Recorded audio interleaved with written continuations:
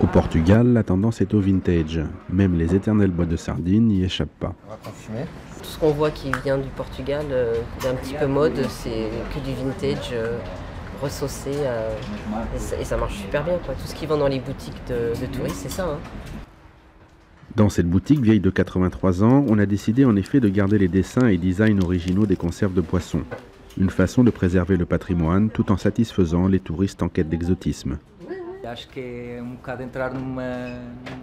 C'est un petit peu comme rentrer dans une machine à remonter le temps.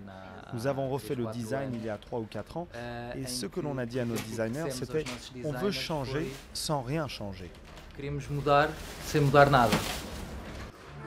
Cette idée de faire du neuf avec du vieux est à l'origine du concept store La Vie Portugaise. Catarina Portas a su dénicher le filon en étudiant de près l'histoire du design de son pays. Pendant la dictature, qui a duré 50 ans, nous avons eu une économie assez protégée et pas très active, disons. Et donc, beaucoup de marques n'ont pas eu à faire face à une énorme concurrence et actualiser en permanence ces emballages, comme il arrive maintes fois aujourd'hui. Ici, jouets, cahiers, parfums, savons, produits culinaires ou ménagers, tout semble sorti des placards de nos grands-parents pour le plus grand plaisir des touristes, mais aussi des Portugais. C'est vraiment très bien. Cela empêche de laisser mourir nos racines.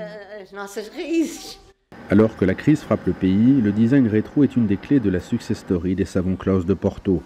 Au bord de la faillite il y a 20 ans, ils sont aujourd'hui vendus dans le monde entier.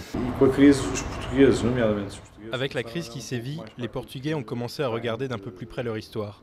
On se tourne chaque jour un peu plus vers nos racines, vers ce que j'appelle notre pédigré, car c'est justement ce pédigré que recherchent de plus en plus nos clients.